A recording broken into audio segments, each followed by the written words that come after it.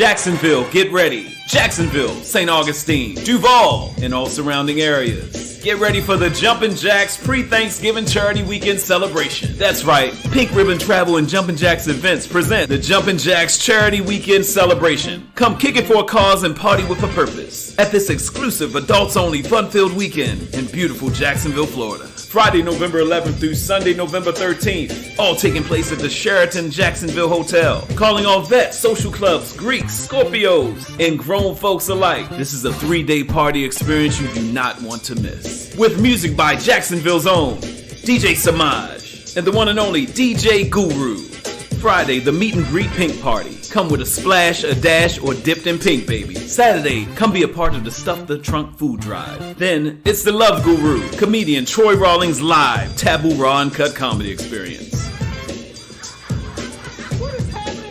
Then Saturday night, it's the pink paisley and plaid pajama party. Pajamas, lingerie, come creative, sexy, and have fun. Complimentary hors d'oeuvres and cash bar every night. And Sunday, it's the bye-bye brunch. This delicious complimentary gourmet brunch is included in your weekend pass. There is no bigger event Veterans Day weekend. All taking place at the Sheraton Jacksonville Hotel, 10,605 Deerwood Park Boulevard, Jacksonville, Florida. Get your tickets now. Get your tickets now. For tickets and more information, go to www.pinkribbontravel.com, or you can pick up your tickets in person at the following locations: Groom Therapy, Men's Spa and Salon, 811 North Market Street, Sweet Mama's Restaurant, 1527 Cesare Boulevard. All brought to you by Pink Ribbon Travel, the Donna Foundation, Jumpin' Jacks Events, Reinvent You, Longhorn Steakhouse Regency Location, Triple R Automotive. For vending and sponsor opportunities and more information, log on now to www.pinkribbontravel.com. That's pinkribbontravel.com. You don't want to miss this. Tell all your friends. Bring you, your crew, and your boo. This is the weekend event you don't want to miss. See you there.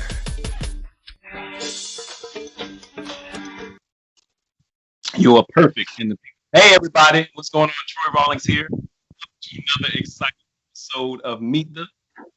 I have this wonderful, amazing,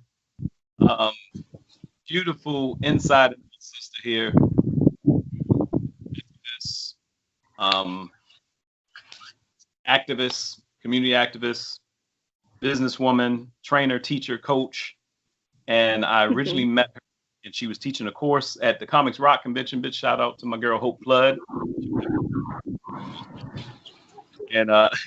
And if you hear the wind and see everything blowing and look at this, and this, you know how some of you guys who I interviewed, you know who you are, have these backdrops? That's not a backdrop. She's actually in a barn. Give it up for Sherita Herring-Oglesby. Oglesby? Oglesby, yes. What's going on, Sherita? Yes, yes. And she is in. Everything. Tell everybody where you're at. Oh my gosh, I am in Hattieville, Arkansas, and I'm sitting here right now in a 150-year-old barn, or about 100. And this family's been in my family a very long time. My grandmother was 82, I think, when she died, and she was one of 13 siblings that was born in the old house that's right there. And this land was handed down to her, my great-grandfather, her father, from his father. So we're still digging to find out how long it's been in the family, but I can safely say more than 100+ years. So, yeah. So she was in another part of her land because she's homesteading. They got farmland. It's crazy. And I just want y'all to know, so if it gets windy or the reception she's outside in the barn, y'all. The Wi-Fi is in the RV near the house. It's crazy. But the fact that we have this reception, I said, look, stay there because that background is gorgeous. And it's fitting. Well, let's go all the way back. And this inspires me. I've started painting again. There's some things that just being here on the land, it's crazy, Troy, how inspired I am, and how even though winter is coming, I hate that I won't be able to sit out here even more often. So, amazing. I'm here. Well, let me say this. Some of you, and I'm talking to the audience now, some of you know, some of you have nonprofits, have been thinking about doing nonprofits, things like that. Some of you recognize her because I sent you her hour-long webinar, just because I don't know what to say about you. Some people you meet and they immediately change your life just by their presence. And I'm not blowing smoke I'm not blowing smoke. This is just who she is. And she just carries this aura with her, this spirit about her that's giving. You find a lot of people who are into grant writing and nonprofits and stuff like that, but someone finds something and they just want to give it. Now, she's a businesswoman, but my God, you poured things into my life and helped me direct things with becoming Rawlings neighborhood. And you didn't know, certain times you call me and say, Troy, and give me an hour. And like, what international coach calls you and gives you an hour free coaching and say, okay, I'll talk to you later? Like, but that says about who you are too, though. You're magnificent. Oh, thank you. All right, now look, y'all see me in a tie. I haven't put on a tie in a while. It just went with, I just felt like it today, and I'm sitting there. And for y'all that don't know how to tie a tie, we'll do some tutorials. But so where are you originally from? We know you land in Arkansas. When I met you, I think you might have still been living here in Los Angeles when I met you. I was. I moved to Los Angeles on July 19th, 1988 is when I pulled into Los Angeles with my 2 young sons, had no job, didn't know anyone except the great aunt that was letting me stay in her duplex for 6 months before I had to pay any lease to her. And so, and then after 30 years, decided that I wanted something more. My husband and I both wanted to live more in small town. And so that's how we ended up here in Arkansas. That's a whole nother story. There's so much more that's to that. But yes, born and raised in the city. We'll have to do a part 2. Okay. Okay. But so you and your husband met in Los Angeles? We actually did. But you know, the crazy thing is he was born not even 30 minutes from here in Pine Bluff, Arkansas, which is how our conversation started. My husband and I actually met each other on Facebook. And I just totally stopped dating. And I said, Lord, I'm just going to wait on you. And you know how I realized that I had been poked, and I went and it was all these pokes, and I'm just going down, delete, delete, delete. And my son was there, and I said, what is poking? And he said, Ma, that's people saying, hey, how you doing? He said, now, if it's a dude you don't know, he's saying, hey, how you doing? So I was like, okay. So I went over to his page because something about him made me stop. And the way I look at it now, I know it was nothing but God, because I'm deleting everybody else. And when I get to him, I go over to his page. And I'm sorry, neighbors, they do drive by and blow. And so I go over to a page, I'm reading down his page, and I'm scanning down. And, you know, a lot of times when you see single guys, their page is full of tweaking. See, I'm old. Twerking, boobs, butts. But his page was him barbecuing, him with his nieces and aunts. And I could see that he's more of a domestic kind of guy. And I got ready to poke him back, and I was like, no. And I got ready to poke again. I was like, ah. So I waited. But I thought he was from Pine Bluff. So the next day, I go to get ready to poke him, and it's his birthday. And so I message him and I said, look, I see you're from Pine Bluff, Arkansas. My dad is from that area. Maybe, look, my cat, look at this. My cat is literally climbing up in the barn. Don't even worry. She's in a barn. She's I'm in sorry. a barn. Don't get all And this. so, This is real time. This is really happening. Get down. And so, yes, I have 2 cats, 2 dogs, actually 6 dogs around me. So anyway, I said, look, I see that you're from Pine Bluff. My dad's from that area. Maybe we're cousins. He messaged back, I sure hope not. And I was like, oh, I was worse than a teenager. He and I got on the phone after messaging a little bit. We talked for 14 hours. And that was on February 5th, which was his birthday, 2016. Now, look, that was 4 years ago. My son was going to have an art opening 6 days later at the African American Museum.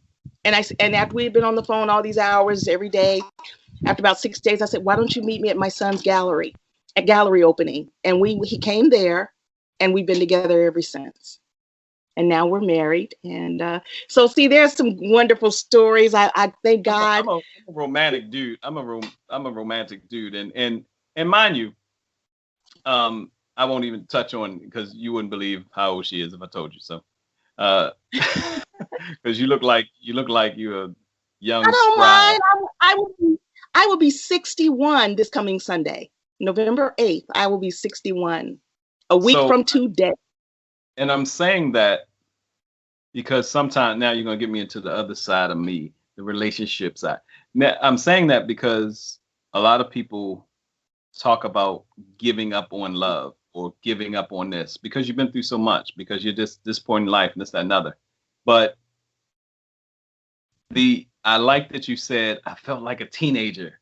And I tell people, it better be giddy at the beginning because you're going to hit some rocks. You better be excited. Yeah. You better be exuberant about it. So, but also finding somebody, because you told me something key, and I'll get to more about your business side and the grandson, but you told me something key. You said, Troy, I wanted someone who would be cool with living on a farm. You said you wanted the next piece. You had this vision in your mind about, and I forgot when you said you found out about the property and how that all came about. Like I said, we got to do a part 2 because that in and of itself it's an amazing story. Oh, yeah. But I want to just, that's a blessing to someone that is like, well, I no. She was on Facebook, and it was just, but it wasn't like, now I'm not telling all y'all to run through your whole Facebook like 500 dudes. He's with a family. That might be his family. So calm down.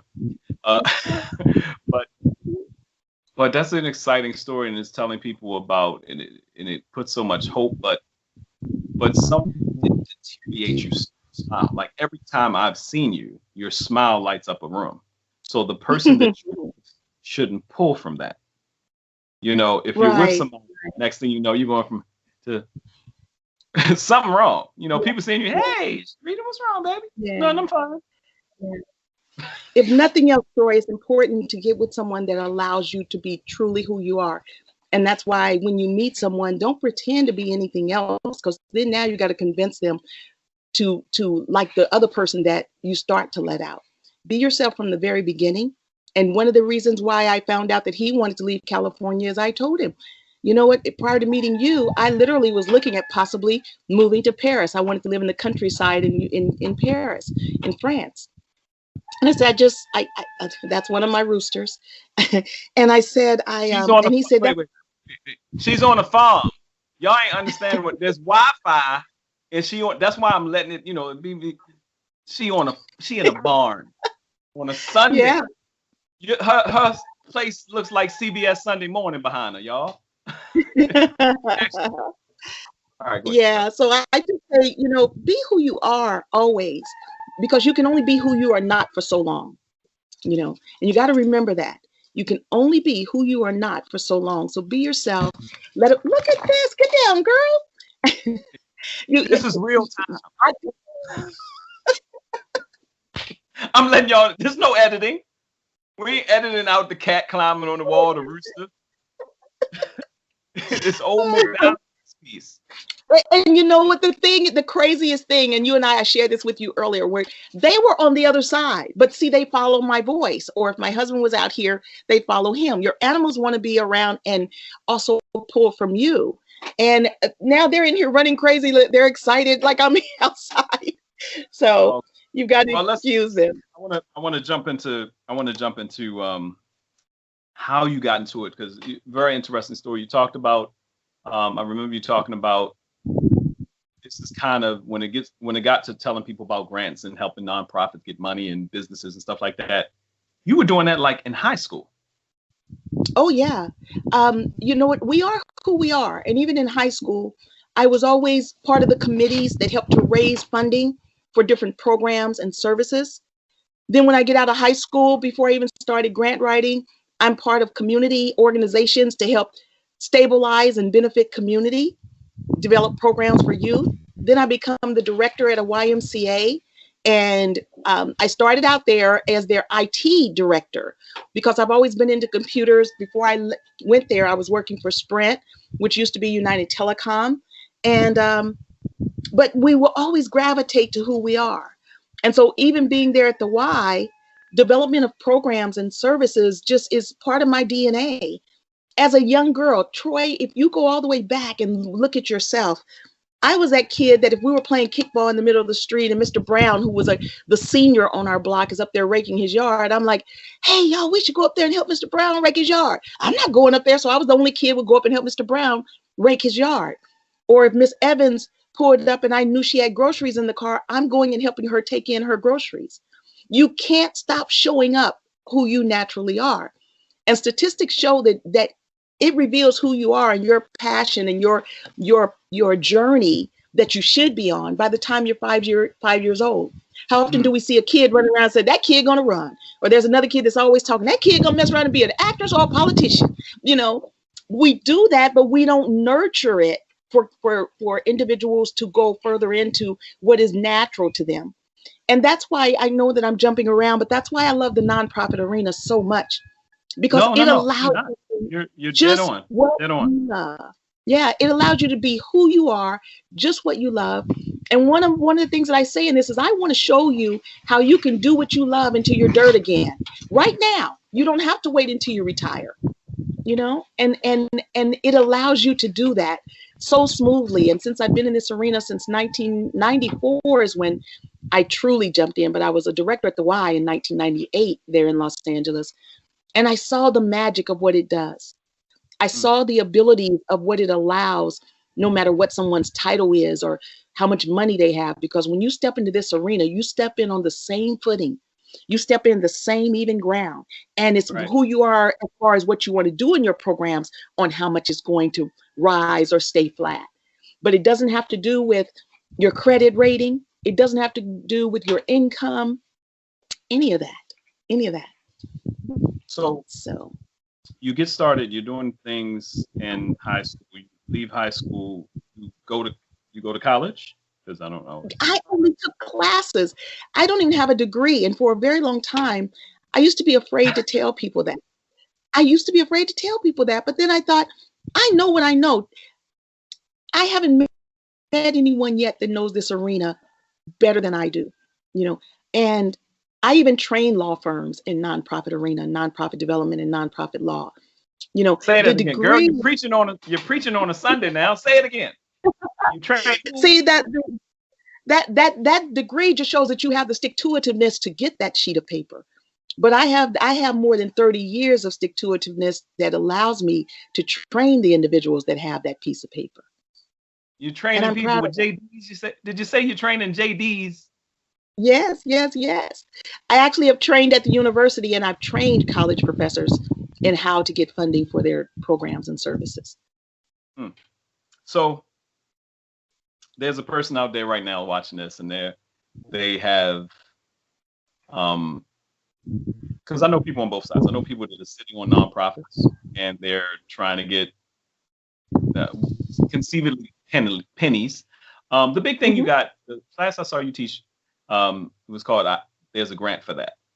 And you talked about, I think, the NBA, the NFL, the PGA, I think it might have been Mozilla or Firefox or somebody, and you went round down the list of organizations that were nonprofits. Well, the NFL had been a nonprofit since its inception. They changed their status in 2015. Now understand that the teams are not nonprofit, but the league is nonprofit. The PGA is a nonprofit. The National Hockey League. Now, a lot of people frown on that, but see, that's just because of the lack of knowledge as far as the nonprofit industry that they don't know. There's 29 different kinds of nonprofits. And the reason why it benefits those leagues and the cities where they operate, as far as their stadiums, is because they're able to take advantage of certain tax breaks because of all the jobs they create. Think about one game and how many jobs that one game creates. So with them having a nonprofit status, it afforded them the ability, and that was one of the carrots to make individual owners to go to particular cities. What else does that help with? It helps with tourism. Think about every time when someone comes to a game, how many people come in early and go to restaurants? Or if they've come far, how many of them get hotels and stay overnight? Not to mention all of the people that work at the stadium.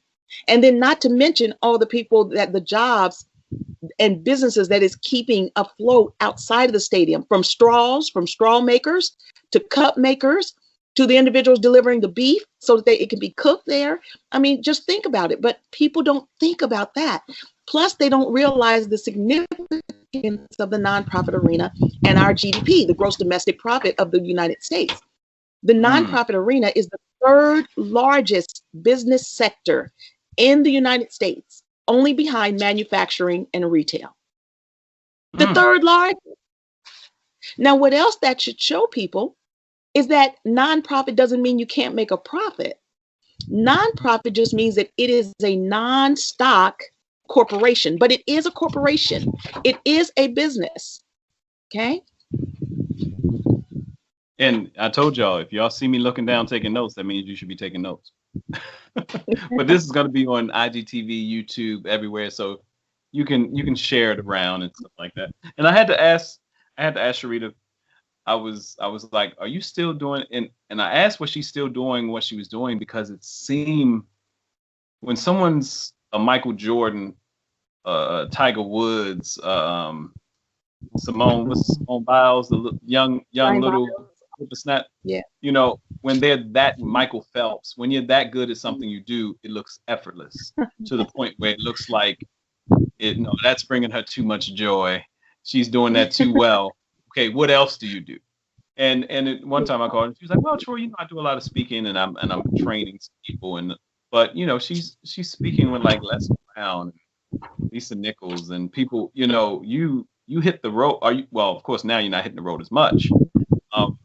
And I asked, did you still take clients and stuff? I said, yeah, I still train people. I still take clients. I still, Absolutely. But you said it's such a right passion. Here in this barn. What'd you say?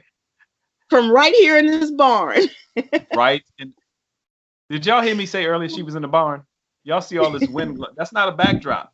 I'm saying that because they sell backdrops. They're like, oh, I love the cabin back. That is real. Those are real sunflowers, right? Are they real? There was a cat. Y'all missed the earlier part of the interview. There was a cat. That is 100-year-old plus wood that I didn't want to get rid of. That I told my husband, do whatever you can just to shore this building up. So. When I tell you, gorgeous background, gorgeous things, but I love it because, like you said, you're being yourself. You're flowing in your passion. What are some of the key things that you run into, or let's go this way since we're going higher. Let's keep it higher. What's one of the greatest success stories you've seen with somebody that just had an idea of a nonprofit and you helped them take it over the edge? Well, a lot of people know her, Lisa Nichols. Lisa was like my baby sister. I actually named Motivating the Masses while we were standing in line at the county registrar's office. And I'm filling out her paperwork. And I was Lisa's first business coach. And I named Motivating the Masses. And at the time, she was working for the girls club when I met her. And then we actually beefed up her resume, and she got this job with Connie at People Who Care Youth Center. And we thought that was the greatest thing, right? I think at that time she started out making $45,000 a year, and she came home and we celebrated. And Lisa was one of those that if I had $10, she got $5 of it. And so yes, watching Lisa. And I remember when she was getting ready to be on Oprah after the Secret came out, and she and her grandmother were in the limo. And they were riding there, and she called me and she said, Ree, she always called me Ree. She said, thank you, because, you helped me see some things that I just did not see. And then also, I coach Les, and Les Brown is such an awesome person to be with, just in personal space. And then there's individuals that most people will never know, and especially now because he passed away. But Rodney Shepherd was a major developer there in Los Angeles, and his company RSS Development was right there on 83rd and Vermont, and he had done a lot of development around Watts, developed like a 90-bed senior facility there in Watts, and I developed his nonprofit RAWLINGS, and Rodney is the largest single grant that I helped to secure, and it was over $14 million, and he was getting ready to develop this property in Watts, California, called the Landsit Project. And just about 5 months after getting the grant and the grant okayed, and before it was awarded to his company, Rodney passed of a massive heart attack. And but there are so many individuals that the ones that people don't know, but amazing stories. I'm working with a project in Uganda. There's Precious with the Precious Kids Foundation, and I went with them last year, and just in 2 days, the Precious Kids Foundation treated more than 4,000 individuals, from tooth extractions to right now. There's kids that are receiving surgeries because of the funding that PKF, the Precious Kids, is raising. Just unbelievable surgeries. There was one boy, and Troy, is so unbelievable. His scrotum sac, was about the size of my forearm. This is a 2-year-old kid, and his scrotum is laying there almost the size of his leg, and his intestines were going down into his scrotum. This is a child that is now has had. What was it? I forget what it's called, but the intestines were actually going down into his scrotum. I forget what it's called, but he's now normal, and because of that organization, that surgery was done. I mean, there's just. I've raised over 30 million. My organization alone has developed over 600 organizations operating globally. So I could go on and on and on about the no-name individuals that people don't know, and the thousands of lives that are being impacted just because someone cares, because of the social entrepreneurship that continues to happen under this arena. So yeah, I could take up days giving you stories. I love it. I love it. So at this point in time, you're still, I don't know, this seems like it's something, you hear about people making their money, making their chunks of money, their tens of millions of dollars. You hear about Warren Buffett saying, and all the billionaires talking about how much money they want to give away. And I know they've been doing philanthropy throughout their lives, and I wouldn't not think that. But it seems like you started like that. Do you ever retire? Oh, yeah. Do you ever retire from that? No. That's like retiring from who you are. Now, speaking of Warren Buffett, there's a video out that he talks about. First of all, you got to go look at the Giving Pledge. Go to givingpledge.org, givingpledge.org. And that's where almost 200 billionaires have signed a pledge that they're giving 50 to 90% of their wealth away from now on. That's added over 900 trillion billion, 900 billion to the nonprofit arena annually. Okay. See, most of the time when people think about funding and grants, they only think of government grants, and there's so much more. But one of the things that Warren Buffett says is making money is easy. He says it's easy for him. The hard part is giving it away. And not that he doesn't want to give it away, but the hard part is giving it away to organizations where his ROI is going to be realized. When I say ROI now in the for-profit arena, ROI is return on investment. But in the nonprofit arena, I like to use ROI for return on impact. He wants to give to organizations that are going to have an impact, not getting money back.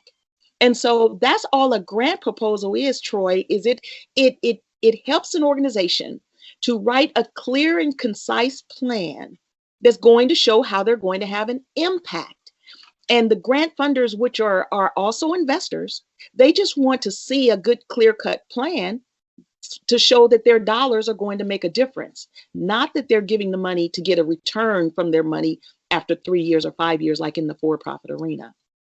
So a grant proposal is what does that. It's like a big fat resume to show that you're going to have impact. Okay. Yes. I'm sorry, my kids are over here just having a ball. I don't know what's going on. Like I told y'all, if y'all just tuning in somewhere in the interview, or piece of it is going to be on IGTV. You got to go to YouTube to watch the whole interview. There are animals and lions and tigers and bears going on. She's in a real farm. Lions and tigers and bears. Oh my! What's that from? Am I dating myself for real? Right? No. It's if I know about it, everybody knows about the Wizard of Oz. Y'all know, right? Yeah. So amazing. Where would you like to be in the next 5 years? What would you like to be working on? What's a passion project for you beyond what you've done. I mean, it could be anything, not just Right. because you're helping, you doing the thing, you're doing the help. But what's something like, you know what? I always wanted to open that, or I always. I'm doing it now. I'm doing it now all my life. Even when I was a director at the YMCA there in Los Angeles, we had a camp up in Big Bear called Camp Whittle. And it was wilderness just like this. And that's where we would take more than 100 to 200 kids to camp every summer. And I loved Camp Whittle. I mean, it was truly in the woods. And when the director position came available, I applied 2 or 3 times. I just didn't get it because they couldn't see that I had the experience because I didn't have it as professional experience. But I've always wanted to live in the woods. I've always loved country. And so, again, I can't wait to share the story of how this came about. But I'm doing it now. And I have helped develop programs all over the world, from youth programs to horticulture, gardening. And that's why right next door to here, I have a greenhouse. Because it's something and to touch on that, I want you to, share. I want you to share. We got time. I want you to talk about how you found out about how this came about, because it is divine providence the way it lined up. Well, you know, for one, this, like I said, this is my great grandfather's land, handed down to him from my great great grandfather. And right across the street was his brother, and up the hill was another brother. Right next door, this whole hill was called Kennedy Hill. My grandmother's maiden name was Kennedy. There's even a large stream that's now called Kennedy Branch. But ever since my great grandfather passed away in 1975, no one has done anything with this land. I didn't even know it was still here. I'd come here when I was a young girl with my grandmother. The outhouse that I even used is still standing, barely. But I said to my husband, don't tear it down. You know, I'm going to do something with that, you know. But we were touring in our RV after Ray and I met. Matter of fact, not even a month after we met, we started touring because I've always hated to fly. And this is, again, Troy, how God works things out when you just stay faithful and stay true to what he has blessed you to do. And I've always hated to fly, even though I was flying sometimes 3-4 times a month to speaking engagements. And I meet Ray, and he has this 38-foot RV, right? And that was one of my draws to him too, because he had left the city and was living on the lake, you know, and I'm like, what? And he thought that I would look down on him, and that was my draw, right? And he said, I just like a simpler life. What? You know? And so then. Oh, yeah, I want some guineas and some cats climbing walls, girl. What? And he loved to fish. And Troy, I love to fish. I used to always go fishing with my dad. Look, one time I even wrote on this dating site, what do you love to do? And I said, nothing thrills me more than sitting on the dock, fishing, eating sardines and cinnamon rolls. Because that's what my dad loved to eat. You know, like sweet and salty together. Girl, you don't understand. Sweet, I'm getting my vitamin D from these sardines. The sardines is the most nutritious thing in the world. You don't even understand what's happening. Oh my gosh. Like milk, you know. But that. You know, so the thing is, so we're touring in the RV, and I'm doing my speaking engagements instead of flying. We were gone like a month at a time, sometimes 2 months. We've gone through 23 states. So anyway, I was in DC. I had just done this big conference with the Power Networking Conference with George Fraser. And my uncle, that was a mayor of a small town here in Arkansas, called me and said, look, are you still on your tour? And I said, yeah, Unc, I am. And he was wanting to go after this major grant, which they ended up getting. They got $500,000 grant. My cats are over there raising Cain. They got this $500,000 grant to put a new road through the town. Well, Ray and I ended up coming through, and I did the workshop that weekend with his staff, showing them the what you should write in the grants and things like that. And we were just going to stay that weekend. We ended up staying a month because we liked Arkansas so much, but it wasn't even on our radar. Even though Ray was born and raised here, he had never lived here. I mean, his mom had taken him away as an infant. And so, but see, God works things out. So my uncle, who is living on the land where my father was born, because remember when I met Ray, I asked him, maybe we're cousins because my dad was born in that area. My uncle's living on the land where my father was born. And he was going to give us an acre of land because I did a whole lot of work for him, trained his staff, and yada, yada. And he said, you know what, you've earned this. Well, it worked out that didn't happen. So I just said, well, Lord, okay. Well, Ray and I we've decided to, for some reason, you brought us here to Arkansas. So my aunt, who lives in Kansas City, my mom's sister, I talk to her every morning over coffee. And so I'm on the phone and I'm looking through the newspaper, and she says, baby, what you doing? I hear all that paper in the background. And I guess it was from me flipping the pages. And I said, well, Ray and I were looking for some land here in Arkansas because that didn't work out with, you know, I really want to be here, and so does he. And she said, well, you know, we still got that land up there in those hills, up in those sticks, but you probably don't want to be up there. And I was like, what land? And she said, baby, the land where Big Mama was born. What? Ray and I got in the truck, drove up here that day. That was last January. Well, about a year and a half ago. We drove up here that day, and I cried. And I just did not realize that the land was still in our family. And Troy, and I'm talking now to individuals that are sitting on their heir property. Troy, do you know at the beginning of 1910, the African American families had more than 30 million acres across the United States? Do you know now it's down to under 3 million? We are losing our heir property quicker than anyone else. Stop it. We're losing our heir property quicker than anyone else. It's sad. And I cried, Troy, because the dishonor that we've done to my great grandfather and our ancestors can you imagine how hard? I mean, we've got 30 acres here, and this is after a lot of the land has been bought, sold, or lost. And so to even just preserve this 30 acres, and that's why this barn means so much to me, because even the nails, Troy, I've got a can over there where even the old nails that we've pulled out, I saved, because also as an artist, I'm going to do something with them. But can you imagine how hard it was? I saw a receipt that my great grandfather had. Matter of fact, when I first moved to Los Angeles, my grandmother, who was born here, gave me her father's trunk, the great grandfather whose land I'm on, because I've always loved old things, right? And I took that trunk with me to California. Troy, the trunk has come home.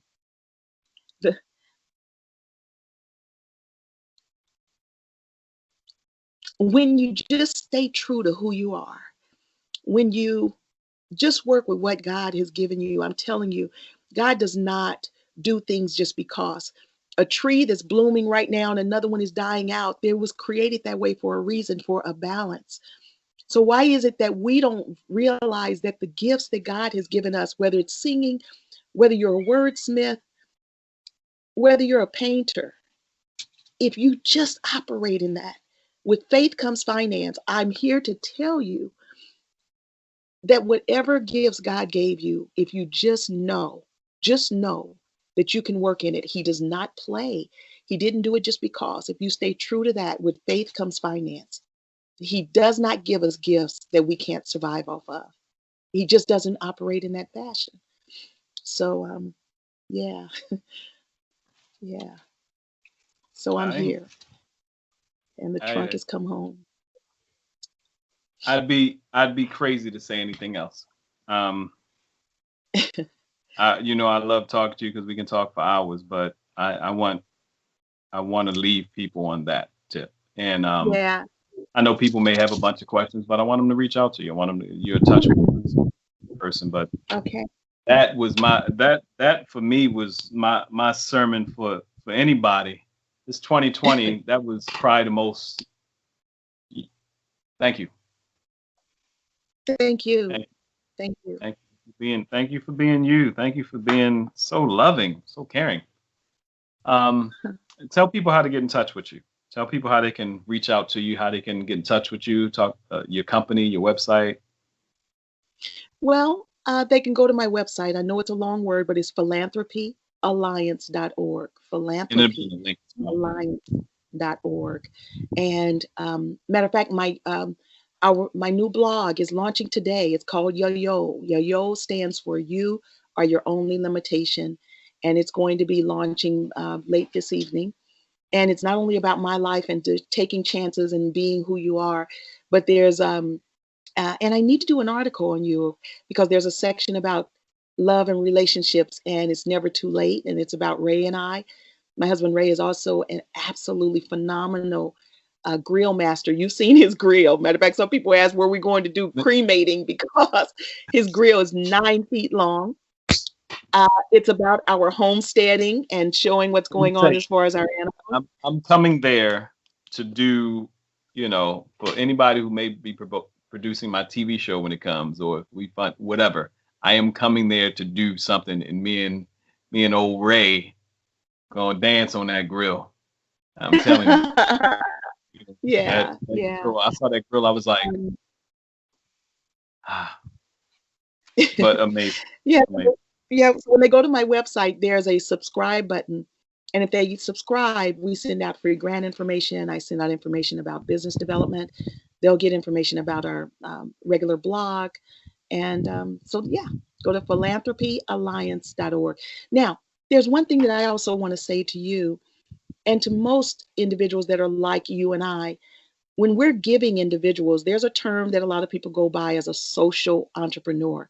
But also, Troy, you should have on your website that you are a philanthropist. See, people think that you only use that title when you're a Bill Gates or a Warren Buffett. No, philanthropist and philanthropy is when you are a giver, when you have a life of giving, when you make a difference with people. And it doesn't matter the dollar amount. It could be that you are a habitual volunteer. You are a philanthropist. And Troy, the moment you start wearing that title and it starts appearing on whether it's your resume, your website, it should be on everything. You wait until you see the difference in how people respond to you and knowing that you also are a philanthropist. So again, philanthropyalliance.org. Amazing. Amazing. Like I said, and y'all see beautiful inside and out. Every time I'm trying to hold it together. You almost had me do it. You almost had me. Almost got me. You Wow. almost had me. You almost messed me up. I put a tie on. I'll be crying like I'm at a funeral. I love you, Sherita. I appreciate you so much. Thank you for taking some time out with me. And well, you blessed a lot of people, but I know this is going to bless a lot of people, especially we need it right now. And I believe, and I say this before, and I'm not saying this because I'm not saying God allows some kind of thing but I know this is a time. This is supposed to be a time of rest, a time of Sabbath, and a time of restructuring, renewal, for people to realize that, you know, God is real and He's like the perfect parent. He got everything you need. And Yes. and if you just be your authentic self, and if you can't find your authentic self, you know, take a minute to talk to somebody like Sherita and look at her website and reach out, and you'd be some amazing like I said, she, as much stuff as I do, the people who know me, and for her to say, Troy, everything you have can, you're good. And philanthropy is the base of me. I call myself a servant leader. That's all philanthropy seems like it is, being servant leader. That's Servant all leadership. it is. Yes. Yes. Yes, it is. All right. Yeah. And I'll let you and go. there's a grant for that. There's a grant for that. Yeah, there's a grant for that. Yeah. And I love it because, like I said, if you're a business owner, if you're a nonprofit owner, if you're not a business owner, reach out to Sherita. Share this interview, because with at least 2-3 people, you'll bless somebody. And I appreciate you so much, Sherita. So ready to fire the grill. I got to set a time, but we're gonna dance on that grill. I'm gonna bring Zoe, and we're gonna. We will love it. We will love it, and we're making room for you. Yeah, I heard log cabin stuff. Okay. Remember you said that. I'll be there with the little knapsack. Remember they had the sack on the stick with I don't know what that was. like you were running away. I gotta say this. My cousin said that my little white dog Joy, Ray and I have had her since we met, and now with all these other animals, she says my dog Joy calls her and says she's gonna run away. She said, "Girl, you could picture her walking down the street with the little stick, with the little red, bandana filled with her little stuff, her little dog food. She's gonna run away." Yeah. Who's in those little bandanas? Who's sitting there? Yeah. Like one pair of underwear. Just... Yeah. Troy, thank you. This has been a joy. I appreciate you so much. And I'll talk to you soon. And I'm excited to get this out to the masses, because people need to know, just people like you and I. There's nothing can stop you if you move forward in it. So I appreciate you. Love you. Yes. Love you too.